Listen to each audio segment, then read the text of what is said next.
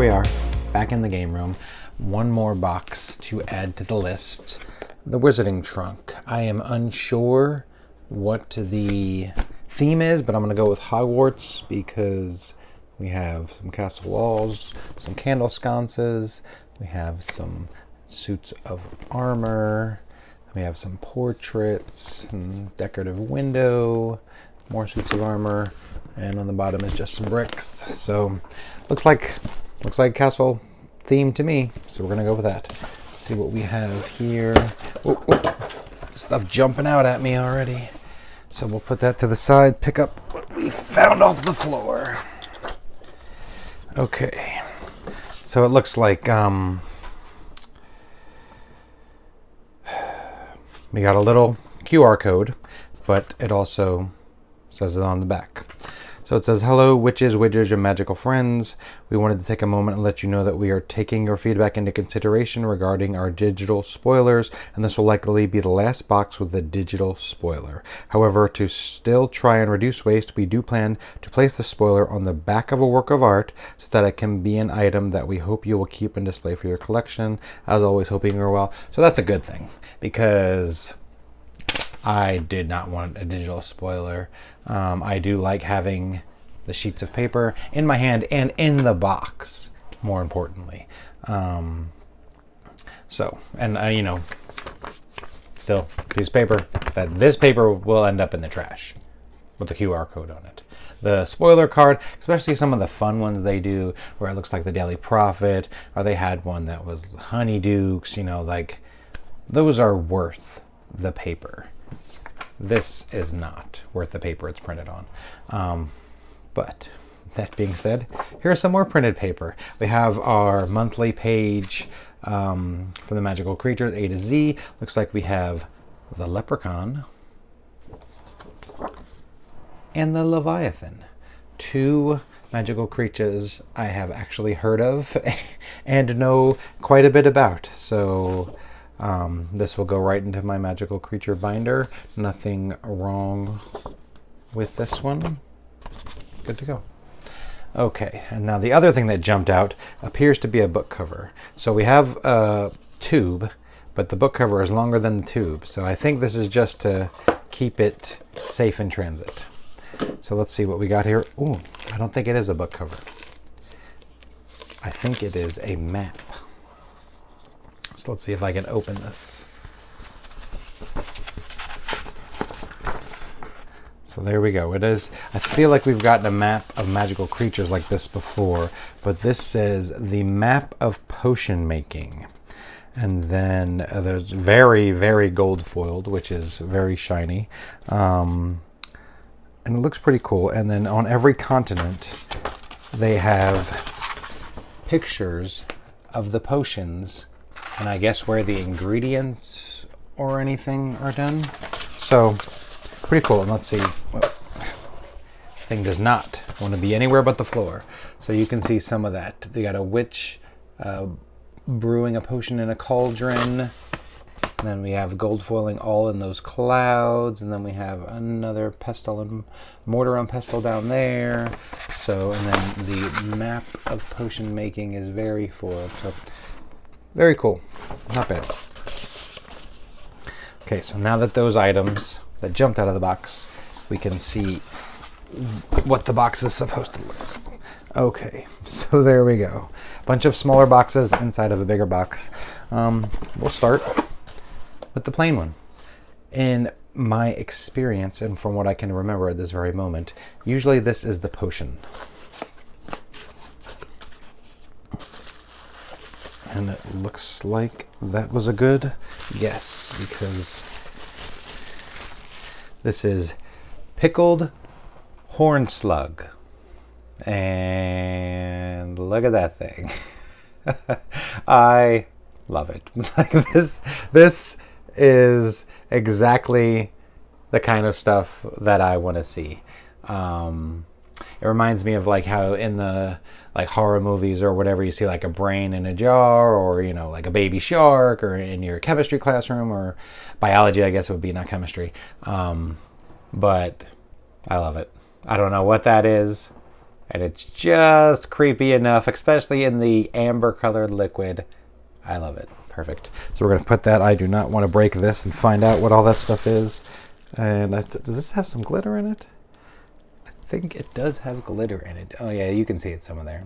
So that's the only good application for glitter, inside a sealed, taped closed jar full of liquid that makes it shine. So we'll put that back so as not to break it. We're off to a good start with this box. I'm gonna guess potions classroom, because we had a map of potion making. We had a potion. So let's see what we have here. This next box says Pure Blood Apothecary, and then it has all kinds of roots. It looks like some ginger, and then we have some, what looks like some, I don't know, root bulbs, flower bulbs, and some mushrooms. There's some beetles and some flower petals, all kinds of stuff all over this box. So let's see what's on the inside of it. Okay, must be good. We have some foam. Oh, some mortar and pestle, shaped like a cauldron. It says Pure Blood Apothecary on it. And then there we have, this is wooden. This feels like ceramic, but this piece seems to be wooden. And then I guess that's where you would mix up your potion ingredients. So I don't dislike it, but I feel like this is the second or third mortar and pestle I've gotten in subscription boxes. And I don't know that I've ever seen anyone or heard of anyone use a mortar and pestle outside of a movie. So I guess this is just a decoration. So we'll put that back. It feels good. It looks good. I just don't know that it's for me. We'll go with that. So then we have here this. It's wood, but it has 3 magnets on it, and it is a practical potion conversion chart. So I assume this is supposed to go on your refrigerator, and it's to help with your cooking and baking, turning cups into ounces and tablespoons and all that kind of stuff. So this is very cool. I don't know how useful it will be, but it will most likely live on my refrigerator forever. So perfect. I don't know how much conversions I'm doing when I cook. It's normally, the recipe calls for this, I put in that. So, but not bad. A useful item that brings magic to other parts of your life is always welcome, and that checks all those boxes. And then we'll see what we have here. Okay, it looks like we have a bag with another small potion bottle in it. So I'm going to go with the theme is definitely potions. And this is Sneezewort. Sneezewort. But it just looks like some of that fake moss you would buy at Michael's or any craft store. But that's just what it looks like. And it's, as far as a potion bottle goes, looks great. I like the label. I like it. It looks like it's supposed to have a handwritten number on it. I don't know if it's going to focus on it, but yeah, the twine around the bottle is always a good accent. So not bad. That will find its way up on the potion shelf, which will probably need to expand pretty soon because a lot of these potions are coming in very, very life size, and that shelf is filling up fast. But that's a problem for another day. Oh, and then we have another small bag. Here we have a yellow see-through bag this time, and I think I know what this is, but I'd like to open it. Okay, yeah, so I think this is for brewing tea, loose tea. Instead of, how like you would brew tea in a tea bag, this is for loose tea, I think. So I think you put your tea. Okay, let's back up. Let's back up. Getting ahead of ourselves. Okay, so It appears to be a teapot on a plate, on a saucer, and then this, I don't know if this is going to show through, but this is a hogshead. And this probably goes along with how we've been getting the hogshead plates and the hogshead butter dishes and all that stuff. So I believe that this is for brewing tea. So what you do is, you see how this has all the holes in it, almost like a colander. You would put your loose tea in there and then close the lid, and then this whole thing submerges into your mug, and then the hot water draws the tea out, and then it doesn't make a mess in your cup. When you're done, you get this. So I believe that's what this is. I'm sure there's a name for it, but I don't know it at this time.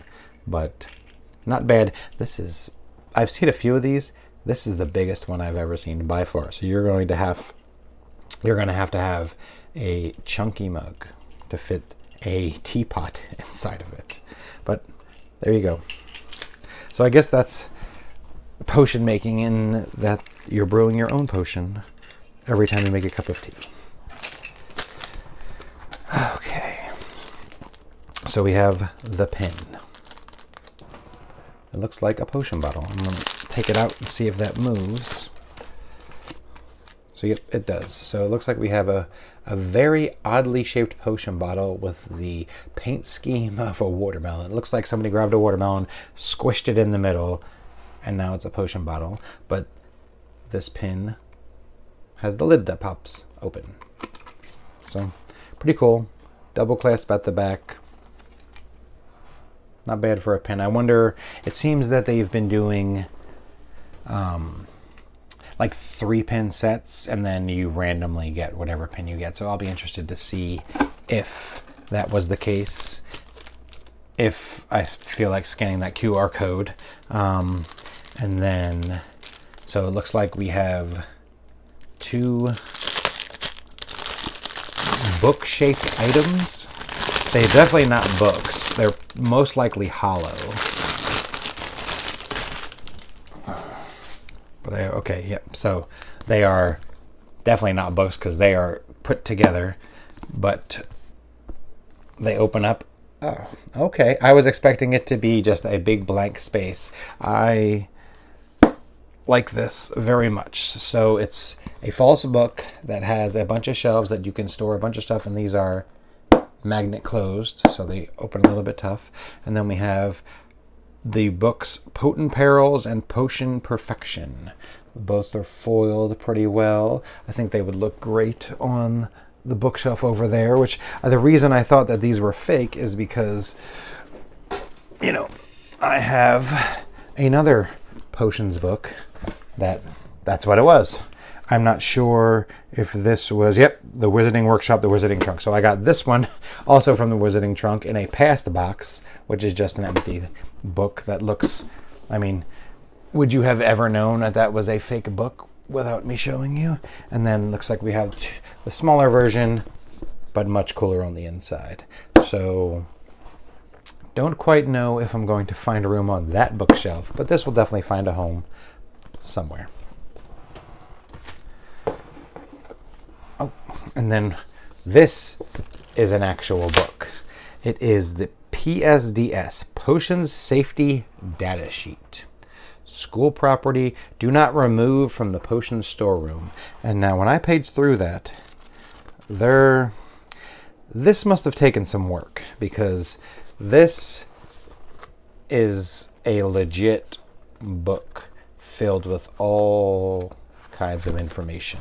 So we're just going to randomly open to a page number 137, the Krampus hair. And then it says, sourced from Krampus, known for its dangerous nature during the holiday season, this hair is used in potion making for its attributes related to control and punishment. Krampus hair is particularly valuable in concoctions that aim to impose discipline or instill fear. And then we have its magical properties, the potential allergens, its disciplinary effects, fear induction, common use in potions, the correction elixir, and then we have a second page all about this Krampus hair, storage and handling, interaction with other ingredients, and then I believe this is a chart on how to prepare it. So, and I mean octopus tentacle, powdered root of asphodel, rose thorn, snakeweed, toenail. Yep, often collected from various magical creatures, toenails are used in potion making for their properties related to strength, protection, and sometimes cursing. So remember that next time you're trimming your nails. You should save them in, not that one, in a little vial, just in case you need to curse someone. But anyway, so this is a full-on book. So I will definitely be interested to see how this came about. I don't see, there's not an author, there's not a,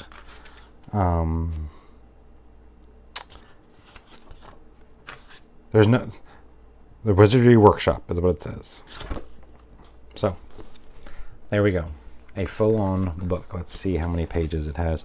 275 pages.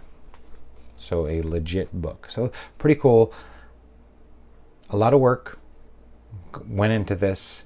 I will most likely flip through it and see what I can get a kick out of.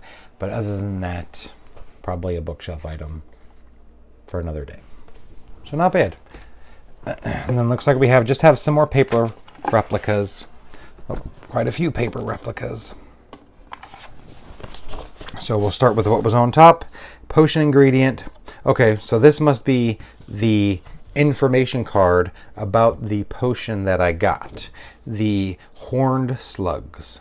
Pickled horned slug is an essential ingredient in potion making found in dark, damp environments. These slugs are characterized by their distinctive horns that protrude from all over their bodies.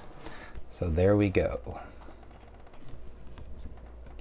So again, a lot of thought was put into this, and I'm here for it. And then it seems we have, I feel like this is more than one. Oh, it's a sticker sheet, that's why. A sticker sheet of potion labels. So if you are creating your own potions, you now have a bunch of labels already on stickers to do it. So we got the Forbidden Shelf, Tonics and Elixirs, Dragon Heartstring, the Knotgrass Infusion, the Do Not Touch, the Arcane Herbs, Ointments and Remedies. So very cool. I will definitely find a use for some of these stickers in various parts of my life. And then it looks like we have, I'm going to say this is the Slytherin Common Room. And the reason I say that is because that looks like a squid outside of that window. And I know that the Slytherin Common Room is basically under the castle up against the Black Lake. So there's the squid. And then that does sort of look like the Slytherin crest, kind of little snake there. So there we go. Artwork of the Slytherin Common Room. So overall, a very entertaining box. I like what they're doing. This is why I stay subscribed to them. I'm never disappointed with a box, even if all the items may not be exactly for me and how I like to collect things. I can always appreciate the attention and care that went into it. So, don't know. That's about it. We'll see you in the next video. I don't know when that will be. I think these boxes come every 2 months-ish, but I might have a few things to discuss in between then. We'll see what happens. All right, thanks for watching, and see you next time. Bye.